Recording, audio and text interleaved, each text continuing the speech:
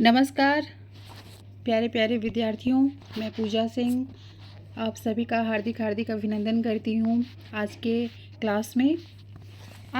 Class का हमारा topic है शेखर एक जीवनी। ये उपन्यास इकाई 7 में लगी हुई है आपके पाठ्यक्रम में, नेट के एग्ज़ामिनेशन और उसके सिलेबस में। और ये एक महत्वपूर्ण उपन्यास है जहाँ से बहुत सारे क्वेश्चन अक्सर देखने को मिलते हैं हमारे एग्ज़ाम में। तो आज हम उससे ही संबंधित पूर्ण रूप से उसका अध्ययन करेंगे, जिसमें शेखर एक जीवनी उपन्यास के पात्र के बारे में हम जानेंगे, कौन से पात्र आते हैं इस उपन्यास में।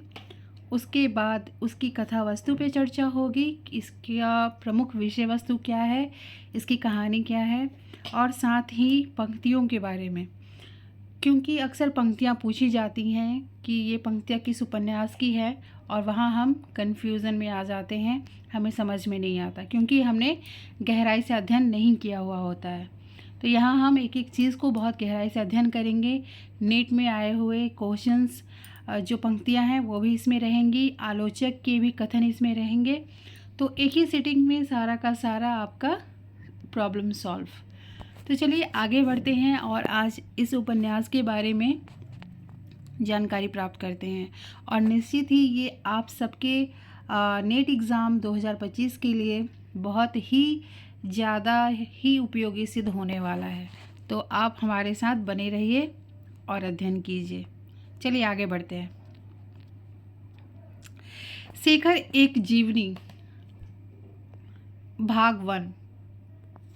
ये सबसे पहले हम जानेंगे कि ये किसके द्वारा रचित है।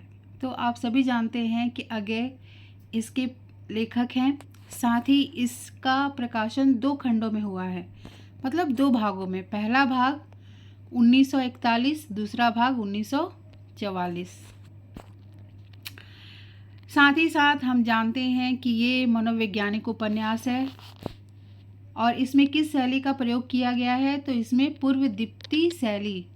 ये कई बार क्वेश्चन आता है कि इसमें किस शैली का प्रयोग किया गया है, तो इसमें पूर्वदीप्ति शैली का। इसमें क्या होता है, इसको इंग्लिश में फ्लैशबैक भी कहते हैं। मतलब एक इंसान होता है, वो पीछे जाकर चीज़ों को, जैसे आज के प्रेजेंट टाइम में वो जहाँ है, लेकिन अतीत में बहुत सारी चीज़ें और उसके साथ घटनाएं ऐसी हुई होती हैं जिसके बारे में वो सोचता है उस पर्टिकुलर मोमेंट पर। तो उस शैली में जो लिखा गया होता है उसे हम पूर्वदीप्ति शैली कहते हैं, या इंग्लिश में इसे फ्लैशबैक भी कहते हैं। और इस साथ ही साथ इसमें हम देखते हैं तो हम पाते हैं कि इसमें क्या मिलता है हमें, वैचारिक द्वंद्व। जैसे क्या क्या, वैचारिक द्वंद्व अपने ही विचारों से लड़ना, जूझना, वो द्वंद्व कहलाता है। तो इसमें हम देखते हैं कि व्यक्ति और समाज, है ना, जो द्वंद्व चलता है व्यक्ति का समाज के साथ, क्योंकि उसकी जो विचार है वो समाज के जो परिपाटी है उस पर सटीक नहीं बैठती है। उसके बाद है स्त्री पुरुष, उनकी सोच, उनके जो विचार है उससे, उसके बारे में। साथ ही साथ पाश्चात्य और भारतीय, कुछ लोग थोड़ा मॉडर्न विचार के होते हैं, कुछ भारतीय जो संस्कार हैं, जो रूढ़िगत परंपराएं हैं उसकी सोच लिए हुए रहते हैं, उनके बारे में। साथ ही साथ नैतिक और अनैतिक, ये सब प्रमुख जो चीज़ें हैं उसके ऊपर इस उपन्यास में बात होती है। साथ ही साथ हम देखते हैं कि इसमें और क्या क्या शामिल है। तो इसमें राजनीतिक गतिविधियां भी हमें देखने को मिलती हैं। साथ ही साथ स्वतंत्रता एवं क्रांति की विचारधारा को यहाँ पर शेखर के माध्यम से, जो कि इस उपन्यास का नायक है, उसके विचारों के माध्यम से ये सब देखते हैं। स्वतंत्रता और क्रांति की विचारधारा दिखती है। साथ ही साथ इसमें बिंबों और प्रतीकों का भी प्रयोग देखने को मिलता है। और एक बहुत ही महत्वपूर्ण है, रोमारोला के जैक स्टॉक का प्रभाव भी यहाँ देखने को मिलता है। कई बार ये क्वेश्चन आता है कि ऐसा कौन सा उपन्यास है जहाँ रोमारोला के जैक स्टॉक का प्रभाव देखने को मिलता है ना। तो यहाँ पे आंसर होगा, कहीं कहीं टाइपिंग थोड़ा सा मिस्टेक है, आप उसे अवॉइड करिएगा। चलिए इसके भाग 1 में हम देखते हैं कि इसमें, और भाग 1 का नाम क्या है, उत्थान। भाग 1 का नाम उत्थान है और दूसरे भाग का नाम संघर्ष है। तो पहला भाग है उपन्यास का उत्थान है ना, जो कि 1941 में ये भाग आया था। उसमें प्रमुख रूप से 4 खंड हमें प्राप्त होते हैं। वो 4 खंड कौन कौन से हैं? उषा और ईश्वर, बीज और अंकुर, प्रकृति और पुरुष, पुरुष और परिस्थिति, है ना। इसको आप क्रम से ही याद कीजिएगा, क्योंकि कई बार क्रम से लगाने के लिए भी नेट एग्ज़ाम में पूछा जाता है क्वेश्चन। तो ऐसे जैसे ये क्रम से दिया गया है वैसे ही क्रम से आप सभी को भी इसे याद रखना है, ठीक है। उसके बाद आती है बारी भाग दूसरे की, जो कि 1944 में प्रकाशित है। इसके अंतर्गत क्या क्या आते हैं, 4 खंड कौन कौन से हैं वो देखिए। यहाँ पे है पुरुष और परिस्थितिकी, बंधन और जिज्ञासा, शशि और शेखर, धागे और रस्सियाँ। चलिए आगे बढ़ते हैं। देखिए, इसमें मुख्य रूप से शेखर, जो कि इस उपन्यास का नायक है, वह एक ऐसा व्यक्ति है जो अपनी जिज्ञासा स्वयं शांत करना चाहता है, परंपरागत अनुभव और ज्ञान को अपनी कसौटियों पर कसना चाहता है। दरअसल शेखर व्यक्ति के स्वयं की खोज का प्रतीक यहाँ पर वो है, मतलब वो स्वयं की तलाश में है। वो आंतरिक जो उसके मन की बातें हैं वो उससे जूझता हुआ जान पड़ता है। शेखर जागरूक, स्वतंत्र और अपने समाज के प्रति ईमानदार होने की संघर्षपूर्ण यात्रा है। शेखर के माध्यम से बालपन पर पड़ने वाले काम, अहम और भय के प्रभाव एवं उसकी प्रकृति पर मनोवैज्ञानिक ढंग से विचार किया गया है। इस उपन्यास में बाल मनोविज्ञान का चित्रण मिलता है, किशोरावस्था का चित्रण यहाँ प्राप्त होता है, क्रांति की भावना, विद्रोही चेतना का रूप, प्रेम की भावना का चित्रण यहाँ पे मिलता है। साथ ही साथ उपन्यास को, जो कि मैं पहले बता चुकी हूँ कि पूर्व दैप्ति शैली में लिखा गया है, इसको आप ध्यान में रखिएगा क्योंकि यहाँ से क्वेश्चन आते हैं। शेखर एक जीवनी को प्रकाशमान पुच्छल तारा नाम से भी जाना जाता है। इसको पुच्छल तारा, प्रकाशमान पुच्छल तारा। चलिए, और इस उपन्यास को समझने के लिए जो सबसे इम्पॉर्टेंट फैक्ट है वो है पात्र, क्योंकि बिना पात्रों के बारे में जाने हम उपन्यास को समझ ही नहीं सकते हैं। इसलिए पात्रों के बारे में जानकारी प्राप्त हमें करना है। तो चलिए आइए हम इसके पात्रों को जानते हैं। तो इसमें पुरुष पात्र के अंतर्गत सबसे पहले कौन सा पात्र आता है? शेखर, है ना, जो कि नायक है इस उपन्यास का।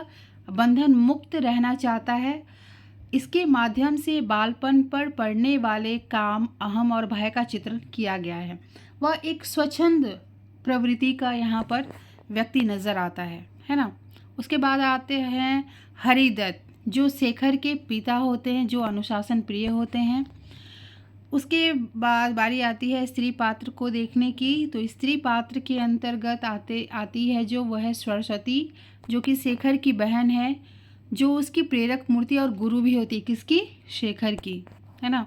केंद्रीय पात्र के रूप में शेखर आते हैं, इसलिए आप सारी जो इसमें वस्तु है उस पर ही धुरी है वो एक तरह से, और घूमता रहता है सारा का सारा जो घटना है उसके आसपास ही। उसके बाद आता है दूसरी पात्र आती है, इसमें है शारदा, है ना। शारदा कौन है? मद्रासी परिवार की लड़की है जिसके प्रति शेखर आकर्षित रहता है। यह स्वभाव से चंचल तथा स्पष्टवादी है, ठीक है। उसके बाद पात्र आती है शशि। शशि इस उपन्यास की नायिका है तथा शेखर की मौसेरी बहन है, जिसके प्रति शेखर आकर्षित है। यहाँ पर एक ये भी चीज़ें दिखाई गई हैं। साथ ही साथ इसमें जिक्र आता है शांति का, जो कि 18-19 वर्ष की तपेदिक से पीड़ित एक लड़की होती है। इसमें और गौण पात्र आजकल जो क्वेश्चन आ रहे हैं वो गौण पात्र को भी लेकर आ रहे हैं, इसीलिए हमें इसे भी देखना ज़रूरी है।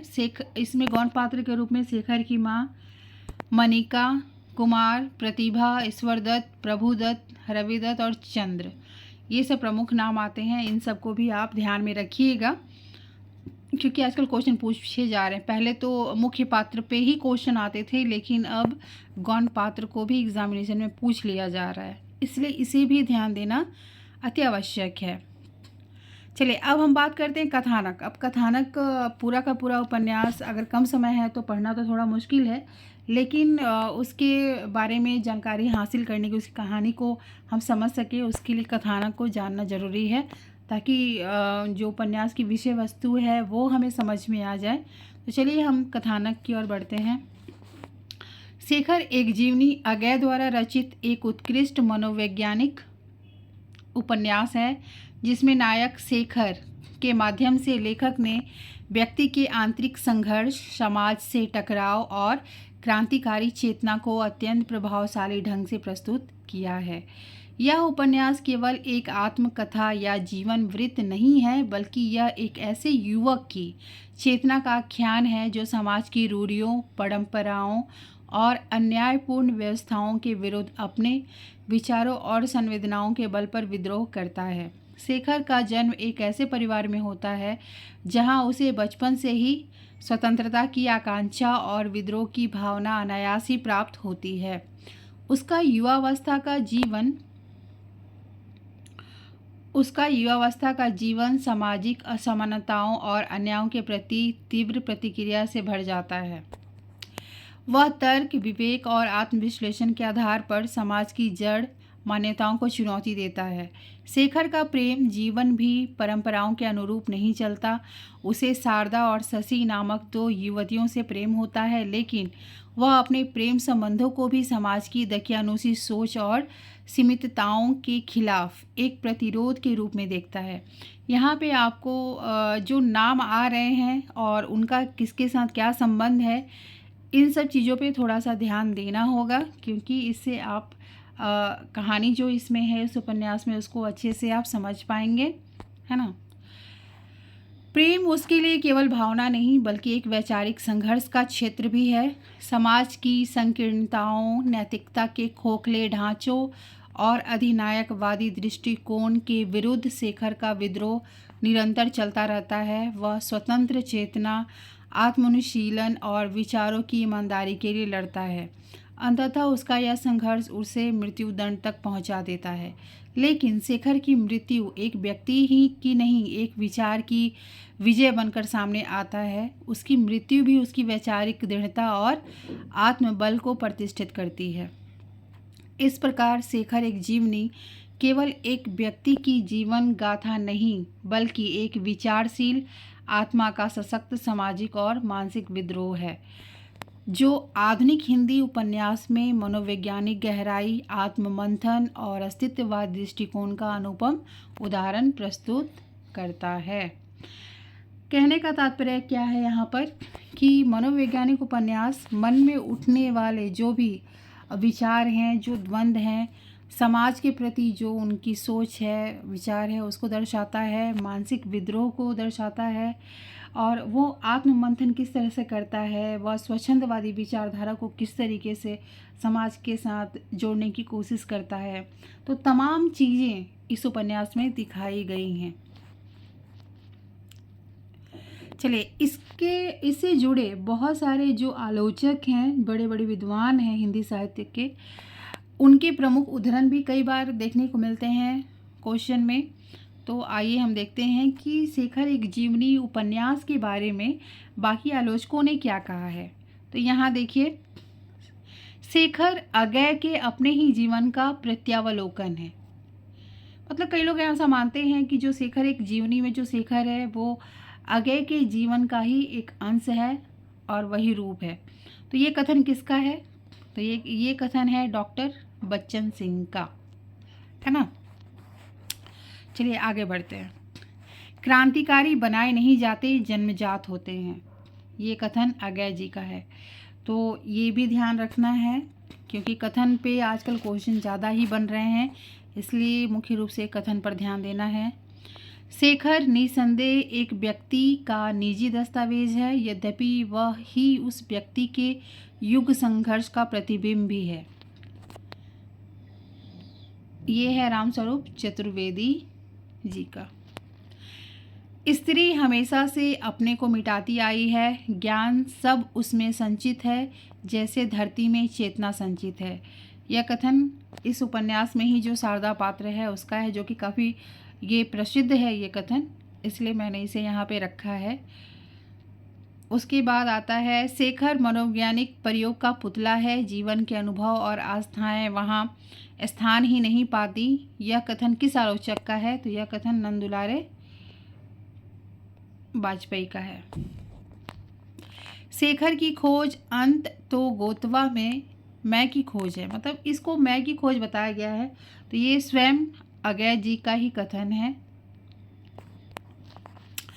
अब यहाँ से हम देखते हैं उपन्यास के प्रमुख उद्धरण के बारे में, क्योंकि उपन्यास के जो मूल किताबें हैं वहाँ के जो उद्धरण जो प्रमुखता से पूछे जा रहे हैं आजकल के नेट के एग्ज़ाम में, तो उसे देखना ज़रूरी है। और यहाँ पर पूरा का पूरा एक ही सिटिंग में आप इसके पात्र, इसकी कथा वस्तु, आलोचकों के कथन, साथ ही साथ उपन्यास के उद्धरण, पूरा का पूरा आपको यहाँ पे पूरा मटेरियल मिल रहा है, जो कि एग्ज़ाम के लिए बहुत ही ज़्यादा उपयोगी है। तो अच्छे से आप अगर इसे देख लेते हैं तो निश्चित ही ये आपके एग्ज़ाम के लिए बहुत ही ज़्यादा उपयोगी सिद्ध होने वाला है। तो शांति से पढ़िए, देखिए और समझिए। देखिए, पहला कथन है, क्रांतिकारी अंत गोतवा एक प्रकार के नियतिवादी होते हैं, लेकिन यह नियतिवाद उन्हें अक्षम और निकम्मा बनाने वाला कोरा भाग्यवाद नहीं होता है। वह उन्हें अधिक निर्मम होकर कार्य करने की प्रेरणा देता है।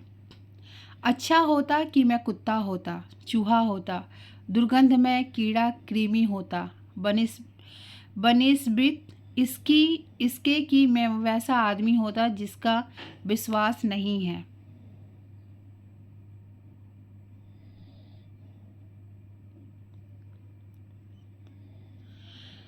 चलिए आगे बढ़ते हैं। मुझे विश्वास है कि विद्रोही बनते नहीं उत्पन्न होते हैं। विद्रोह बुद्धि, परिस्थितियों से, संघर्ष की सामर्थ्य से, जीवन की क्रियाओं से, परिस्थितियों से, घात प्रतिघात से नहीं निर्मित होती। वह आत्मा की कृत्रिम प्रतिवेष्टन नहीं है, उसका अभिन्नतम अंग है। कई बार ये क्वेश्चन पूछे जाते हैं। आगे देखिए, विद्रोही हृदय की एक विशेषता है कि वह अपने विकास में फैलते हुए नूतनतम विचारों को अपनाकर भी विद्रोही ही रह जाता है, क्योंकि वह अपने काल के अग्रणी लोगों से भी आगे ही रहता है। ठीक है, साथ ही साथ देखिए, पाया जूठन बिनने वाला ही रह गया है। विद्रोही अंततः नित्य है, क्योंकि उसके उपकरणों में प्रेम के बाद सबसे बड़ा और सबसे अमोघ अस्त्र है यही बौद्धिक घृणा। यातना भी एक उच्च कोटि का और बहुत पवित्र अस्त्र है। ये एक बार क्वेश्चन पूछा गया है। जहाँ प्रेम जितना उग्र होता है वहाँ वैसी ही तीखी घृणा भी होती है। क्रूरता में केवल यातना दी ही नहीं जाती, स्वयं पाई भी जाती है। और स्नेह में स्नेही अपने को ही नहीं भूलता है, स्नेह के पात्र को भी भूल जाता है। वासना नश्वर है, मुरझा जाती है, और तब प्रेम तंतु ही जीवन की स्थिरता बनाए रखता है। मानव के लिए झूठ, छल और मक्कारी अत्यंत सहज है, क्योंकि ईश्वर ने मानव को अपना प्रतिरूप बनाया है, और ईश्वर हमारे ज्ञान में सबसे बड़ा झूठा और छलिया और मक्कार है। बहुत गहरी चोट का एकमात्र मरहम होता है चोट पहुंचाने वाले की उपेक्षा दृष्टि। दया तो उसके घावों को खरोच कर खोल देती है। आगे देखिए, जीवन की गहनतम घटनाएं किसी अनजान क्षण में ही हो जाती हैं। घोर पीड़ा का उद्भव सदा ही रहस्यपूर्ण होता है। उसकी अनुभूति स्पष्ट होती है, किंतु उसका अंकुर कब, कहाँ, कैसे फूटा यह पता नहीं चलता, क्योंकि इसके लिए हम उस समय चौकन्ने नहीं होते। कहते हैं कि मानव अपने बंधन आप बनाता है, पर जो बंधन उत्पत्ति के समय ही उसके पैरों में पड़े होते हैं और जिनके काटने भर में अनेक के जीवन बीत जाते हैं, उनका उत्तरदायी कौन है। मतलब ये देखिए, यहाँ पर ये उनके मन का जो संघर्ष है, द्वंद्व है, वो यहाँ दिखता है शेखर के मन का, है ना। वे उन तीनों महती प्रेरणाओं का चित्रण करती है जो प्रत्येक मानव के जीवन का अनुशासन करती है। प्रेम ने मनुष्य को मनुष्य बनाया।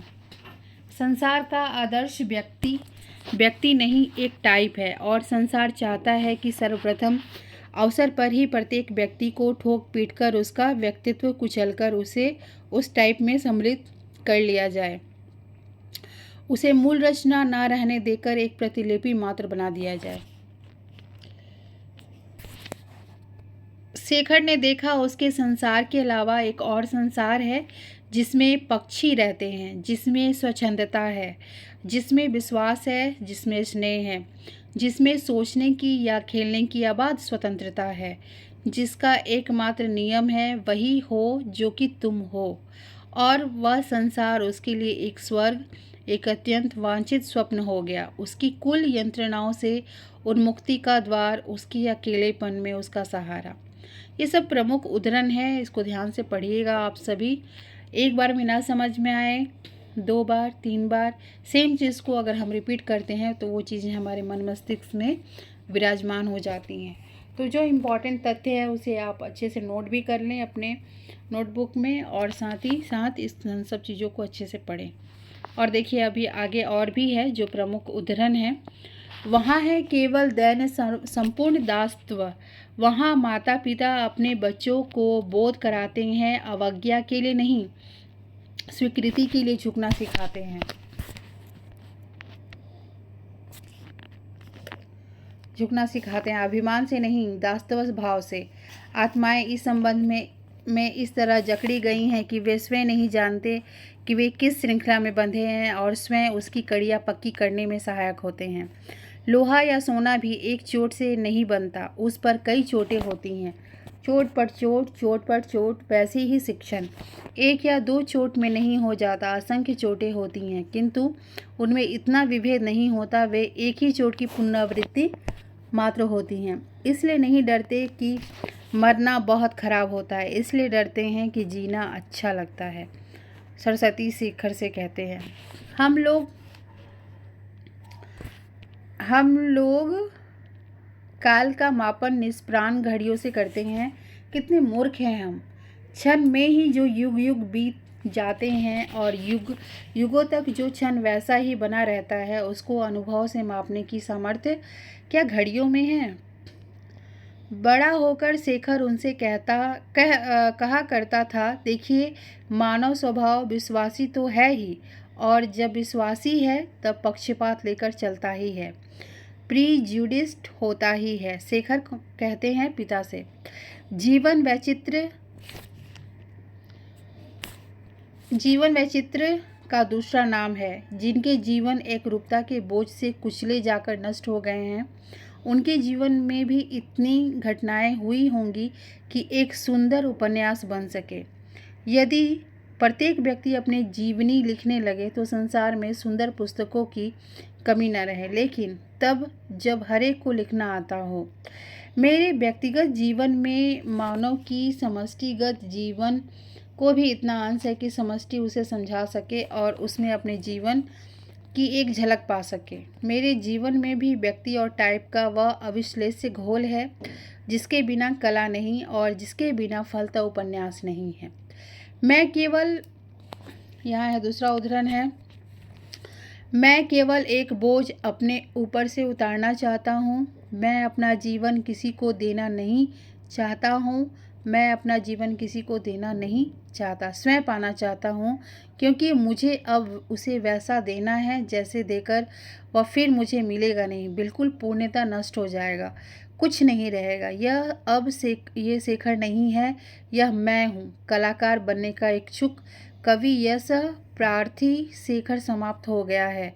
अब वह बच्चा है जो मैं हूँ, जो फांसी चढ़ेगा, जो मैं है, जिसे मैं कहता हूँ और कहकर अर्थ नहीं समझता कि मैं क्या हूँ। ये बहुत इम्पॉर्टेंट लाइन है, इस पे ध्यान दीजिएगा, ये पूछा जा सकता है। करोड़ों वर्षों से मानव की एक ही चेष्टा रही है कि या तो सुख पाले या उसकी कामना को खो दे, और इन दोनों में ही वह असफल रहा है। इसके बाद नेक्स्ट है, यूँ कहना चाहिए माँ की ओर आकर्षित पुत्र और पिता की ओर आकर्षित कन्या साधारणता की ओर, समानता की ओर जाते हैं, लेकिन मुझे लगता है कि मृत्यु एक ऑपरेशन है, जैसे दांत उखड़वा देना, है ना। उसके बाद है शायद मृत्यु का ज्ञान और जीवन की कामना एक ही चीज़ है। जीवन प्यारा है या नहीं, इसकी कसौटी यही है कि उसे बिना खेद के लुटा दिया जाए।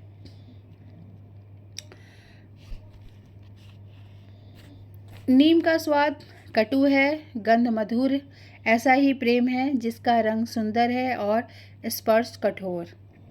विश्वास बच्चों की चीज़ है, दिखावट और सच्चाई में भेद करना यह बड़ों का अधिकार है। ये भी बहुत इम्पॉर्टेंट है, वेरी वेरी इम्पॉर्टेंट। शेखर नास्तिक है और मूर्ति पूजक है, और सरस्वती ही वह उपास्य मूर्ति है। उपासना जब हद तक पहुंचती है तब उपास्य ठीक उतना ही मानवीय होता है जितना कि उपासक, बल्कि उपासक के लिए तो वह उसी का एक प्रक्षेपण मात्र रह जाता है। मानवता कुछ चाहती है लेकिन जानती नहीं क्या, और उसे जानने की खोज में अनेक रास्तों पर एक साथ ही भटक रही है। मानो सारी मानवता अपने जीवन की गति में किसी दीर्घ व्यय संधि पर खड़ी है और अपने से उलझ रही है। उसका यौवन, उसके कृतित्व के दिन अभी आगे हैं। विवश क्रोध की चरम सीमा एक आदर मांगने वाली चीज़ है। स्त्री प्रकृति का एक निगूढ़ तत्व है, उसकी अत्यंत सुलभ एक बाहरी व्यापृत्य जिसमें उसका सौंदर्य और उसकी सामंजस्यता छिपी हुई है।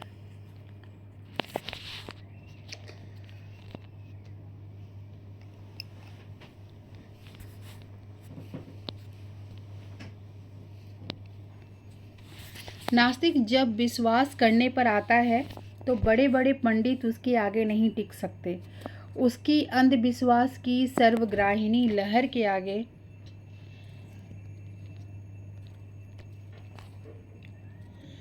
संदेह की कंदराएं बुद्धि के पहाड़ पर समतल हो जाते हैं और डूब जाते हैं।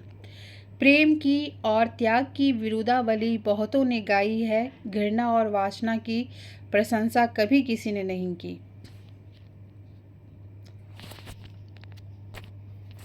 रोमा रोला का यह वाक्य पढ़ा कि सत्य उनके लिए है जिनमें उसे सह लेने की शक्ति है। आप अंधकार दूर करना चाहें तो यही कह सकते हैं कि रोशनी जला दें, या नहीं कह सकते कि अंधकार का अंधियारापन मिटा दें। यह भी बहुत इम्पॉर्टेंट है, वेरी वेरी इम्पॉर्टेंट।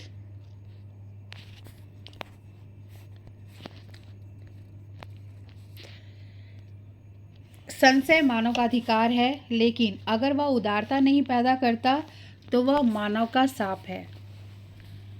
अब आगे देखिए, उसने कई बार देखा था आप राष्ट्र के नाम पर लोगों को बुलाइवे कोई नहीं आएगा, लेकिन राष्ट्रीय झंडा लेकर चलिए तो बहुत लोग नीचे आ खड़े होंगे और अपने कोट के कॉलर में तिरंगा